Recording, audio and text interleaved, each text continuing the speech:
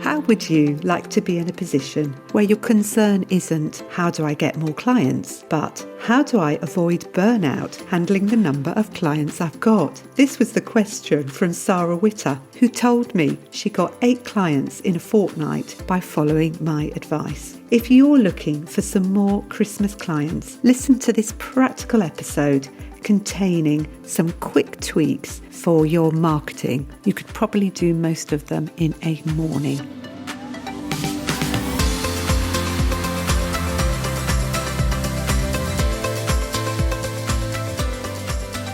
Hello, and welcome to the Good Enough Counsellors podcast with me, Josephine Hughes. What we're looking at today is that gap in your schedule. Often just before Christmas, inquiries can slow down.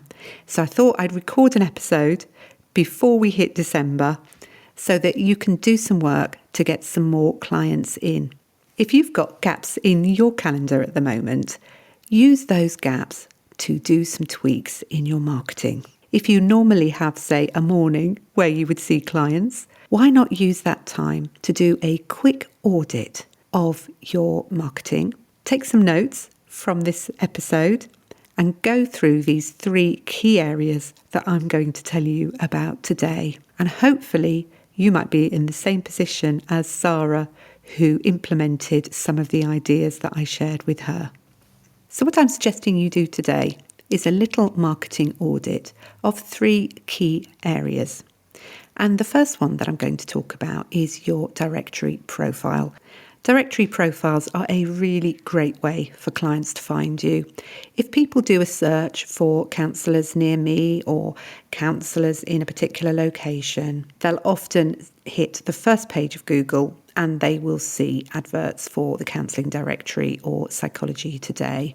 Or it may be that they've been reading about finding a counsellor and they've been recommended to go to somewhere like the BACP website and find a counsellor there. So a lot of people who are already looking for a counsellor will be hitting the directories. But as we know, directories can be quite overwhelming for clients because there are so many counsellors on there. And sometimes it feels like you're looking for a needle in a haystack. How on earth do you actually pick out one of these lovely looking people and get in touch with them? So let's have a little think about that and how you can make your directory profile stand out to somebody who's already looking for a counsellor and needs to find someone.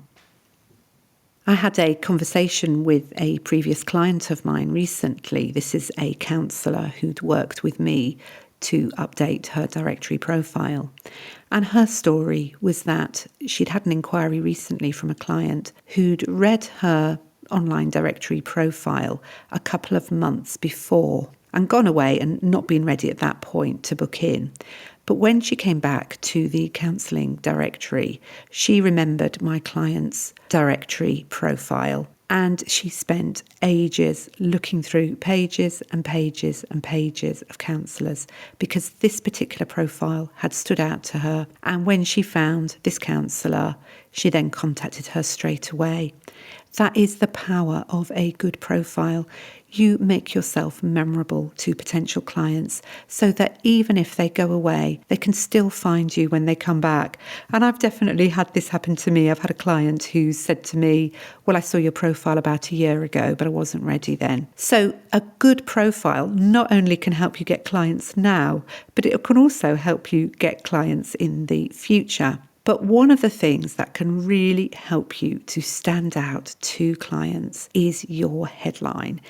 Those first few sentences that you say, or the search paragraph in the counselling directory, it's really important to get this part of your profile right, because what it does is it invites people to click through and read more about you. So this is vital to get right.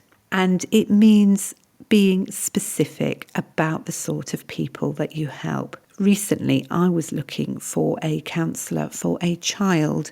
It's somebody who's an autistic child, and I knew that there would be counsellors out there. It's in my local area, so I know there's counsellors who do work with autistic children of a primary school age. So I was quite specific in what I was looking for. Counselling for primary school age children who are autistic. And you know what? I couldn't find anybody who told me that that was what they did. And it made it so difficult to actually find anyone. In fact, because I'm a counsellor myself and I'm in a CPD and referrals WhatsApp group, I was able to find someone through that group because I knew people in there. But imagine if I'd been a mother who was desperately looking for a counsellor for my autistic child. It just wasn't stated in any of the introductory paragraphs or first few sentences of people's profiles. And I think that means that people think there aren't counsellors out there who can help me. And it isn't that at all, is it? It's just there's counsellors out there who aren't communicating what they do to people. So one of the first things I'd like you to do is audit those first few sentences or the search paragraph of your profile. Does it speak to people? Will it tell them what you actually do? Recently in Therapy Growth Group, I've run my Make Your Profile Work intensive implementation week. And one of my clients came into the Therapy Growth Group and said, I thought one of you was kidding me because I've had my first inquiry. And it's because she's got a very clear first paragraph.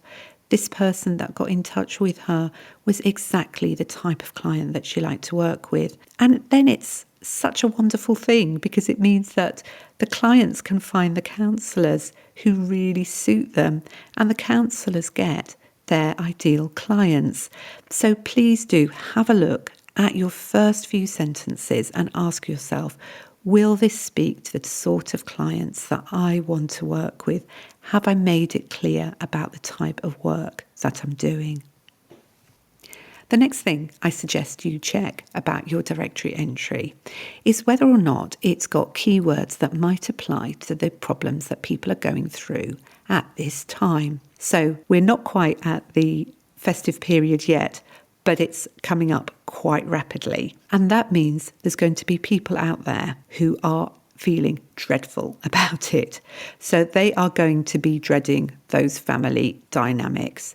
They're going to be thinking to themselves, how am I going to cope with people because I've got a very recent bereavement? What am I going to do with all this jollity? And there are particular types of people who will find the festive period quite difficult. Have you got keywords in your profile that will speak to their specific problems at the moment? So it might be something along the lines of difficult family relationships. So try and think of keywords that your potential clients would be looking and searching for at this moment in time and pop those into your profile. Then once you've had a look at your headline, had a look for your keywords, it would be a really great idea if you could do a little look at your profile where you ask yourself, does this speak to people? Does each sentence need to be there? Am I making my sentences too long and complicated? Because often you'll be trying to fit a lot in and you're trying to say a lot, but sometimes that makes them a little bit too complicated. Are my sentences really impactful? Do they all need to be there? So check out your profile, and it might even be a good idea to ask someone else to look at it as well and get friends maybe who aren't counsellors to have a look at it and to tell you if it makes sense to them. Because often we do fill our profiles with our professional language without even realising. But if you can get someone who's a non-counsellor to have a look at it, they may be able to give you some useful feedback as to whether or not it's got too much jargon in it. So go through your directory profile, check your headlines out, check your keywords, check all your sentences need to be there and are clear and impactful, and maybe get someone to take a look at it for you. Now, within my therapy growth group, I've got a tremendous amount of help for you if you are in the process of upgrading your directory profile, or perhaps if you're starting out and don't know how to write it. So I've got a whole set of trainings on how to find your niche and how to actually write your profile, with some templates as well to help you get through the process. Let's move on now to the second area I think would be really helpful for you to have a look at. And this is something that can sit there on our backs and you're thinking, I really need to sort this out. I haven't had time to sort it out. This is a really big job. And that's your website. So if you're somebody who created a website when you first set up in private practice, you may not have had a look at it recently, and it maybe feels like a really big job to do, and so you keep putting it off. So let's see if we can just break it down and give you some simple actions that you could do just in a morning. And again, I'm going to give you 3 different things to take a look at with regard to your website. So the first thing I'm going to suggest you have a look at with regards to your website is your personal bio. So this would be your About Me section. How have you done it? We often are tempted to put a list of our qualifications because perhaps we don't feel we're good enough. We want to prove to people that actually we really are. So we tend to bamboozle people by listing our qualifications first. But actually, it's really important in your About Me section to think it's actually not about me. It's actually about the client. And if that sounds a bit counterintuitive, I'll try and explain it. So whenever you're doing anything on your website, you want to be thinking about who's going to be reading it and the purpose of why it's there. So a client is going to be reading your About Me to see whether or not you can help them. And qualifications are really useful because they show clients that you are actually a bona fide therapist. But people aren't really interested in reading a list of qualifications and CPD that you've attended. What they're really interested in is whether or not you can help them. So to show clients that you're able to help them, you want to use the About Me to highlight aspects of yourself that might really apply to their problems. And it can help you to stand out from other therapists if you include a bit of your personality in there. You don't necessarily have to go into personal details unless there's something that you feel happy to tell people about. But it's things like you could say what you enjoy about working with your clients. So if there's a particular aspect of work that you like to do, you could talk about that. You could talk about your experience with that work. For example, say you like working with bereavement, you could highlight the particular areas of your experience where you've worked with bereaved people, because this lends what we call authority to your profile, to your bio, and it helps people to understand that actually you can really help them. So bring some of your personality into your bio. Talk about what lights you up about working with people. And if you want, if you're prepared to do it and it feels okay, you could self-disclose something about your own history, as long as it's not a long piece that talks all about your personal experience without making it relevant to the client. The number one thing here in your About Me is to make it very relevant to your client's concerns. So that's the first thing that I suggest you take a look at with your website. Have a look at the bio, see if it will speak to clients and show them why you're the right person to work with them. And please don't feel that you can't put your qualifications in there, but I've popped them at the bottom rather than having them as the first thing the client sees.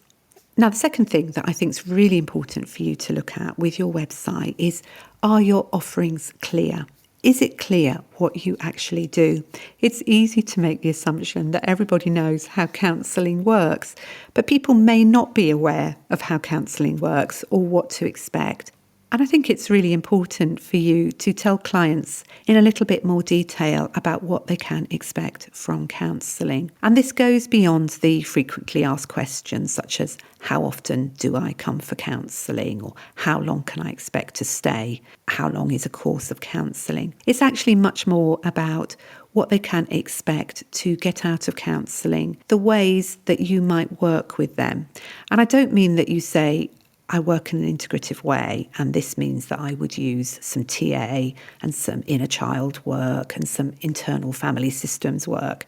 That's not what I'm talking about, because again, that's just gobbledygook to your client.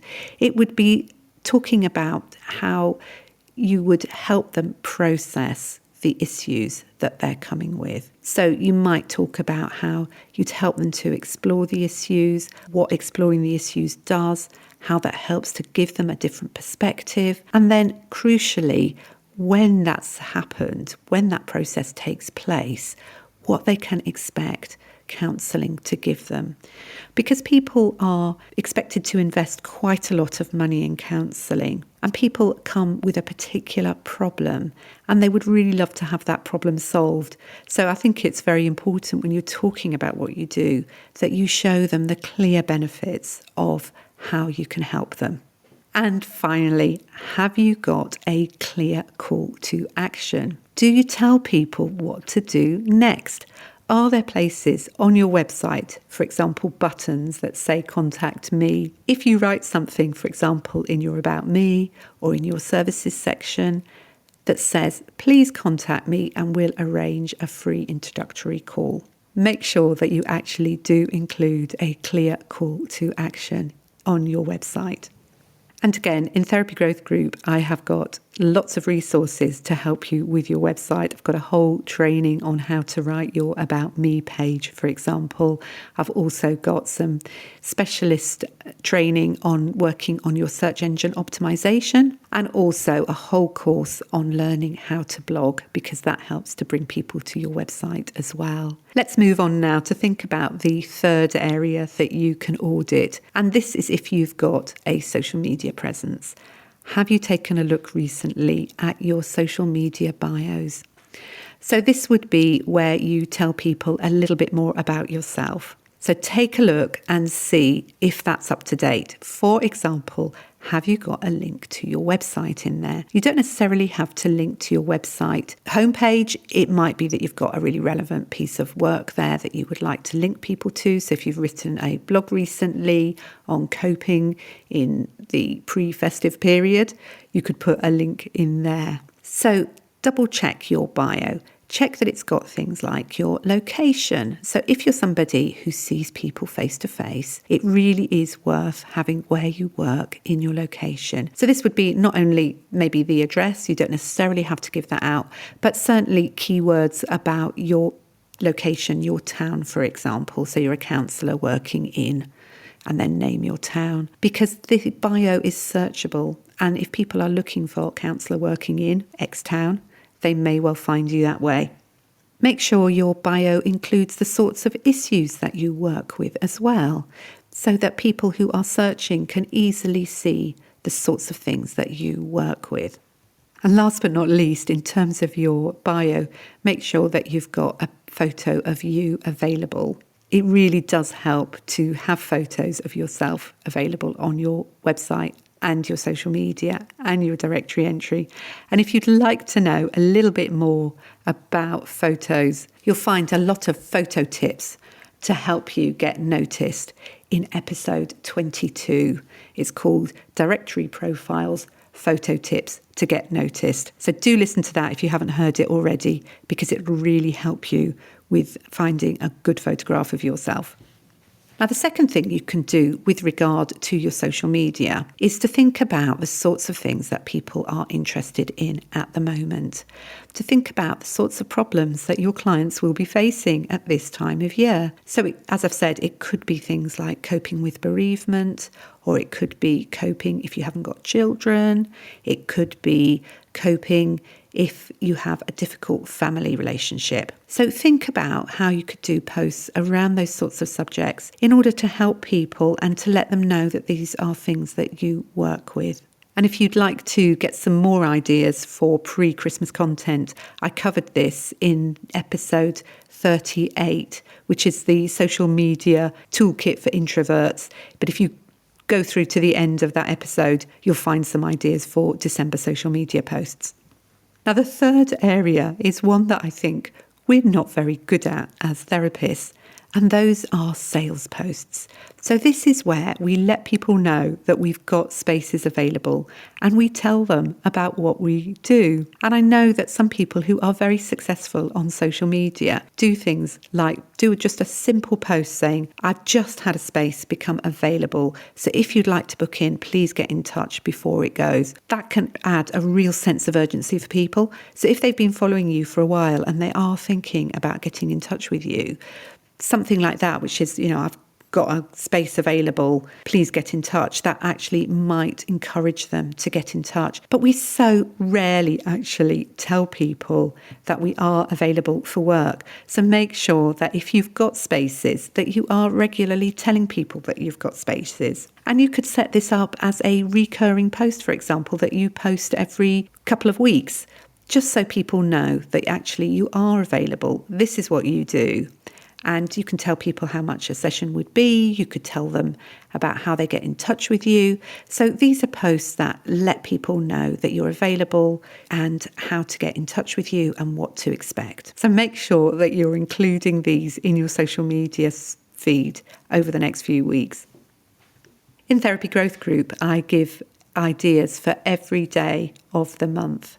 So if you're stuck for social media posts, I can help you make your social media very topical and apply to your clients and the particular areas that you work in. So that's something that I've got available in Therapy Growth Group, along with a lot of other training on how to use your social media pages effectively so that you can reach clients in this way. So let's recap what I've talked about. So number 1, take a look at your directory profile. Does your headline work? Does it speak to the problems that your clients are going to be looking for? Are all your sentences clear and impactful? Have you got keywords in there that will apply to the sorts of problems that they're experiencing right now as we approach the festive period? Number 2, take a look at your website About Me page and your services page. Does your personality shine through in your About Me page? Have you made it relevant to your clients' concerns? Are you making it clear what counselling is all about and how you help people? And do you have a clear call to action that invites people to get in touch? And then the third area to audit is your social media presence. Have you got a bio that includes things like your location, your links to your website, information about the types of problems that you deal with? Check that out. Make sure that you're publishing posts at the moment that speak to the types of problems that people are facing as we approach the festive period. And last but not least, remember to do some sales posts as well. Now, these ideas can actually have quite a big impact on your client numbers, and they don't have to take a lot of time. You could probably do most of them in a morning. So put some time aside, work on these 3 areas, and keep in mind that clients are looking for someone they can connect with. So be you. Share what really matters to you in terms of the work that you do, and that will help you to connect with potential clients. If you'd like some more in-depth support, have you thought about joining Therapy Growth Group? I've got a dedicated group that's especially for therapists who are looking for more clients, and I support them in a variety of ways.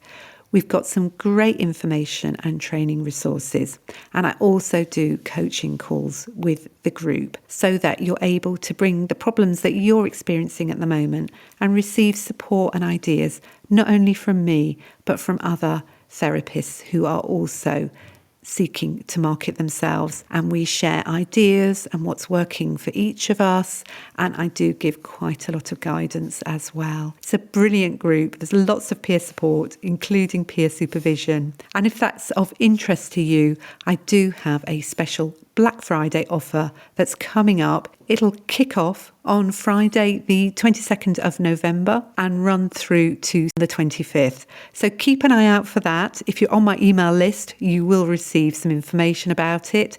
If you're not on my email list, why not download one of my resources that are listed in the show notes? Because there's things there that can really help you get more clients. So I hope that's helpful to you. I hope that you're able to implement these ideas and that as a result, you see the same number of clients coming in as my follower, Sara, who got 8 clients in a fortnight. The clients are out there, and it's just a case of communicating with them that you're the person for them. Thanks for listening. Do come and join my Facebook community, Good Enough Counsellors. And for more information about how I can help you develop your private practice, please visit my website, josephinehughes.com. If you found this episode helpful, I'd love it if you could share it with a fellow therapist or leave a review on your podcast app.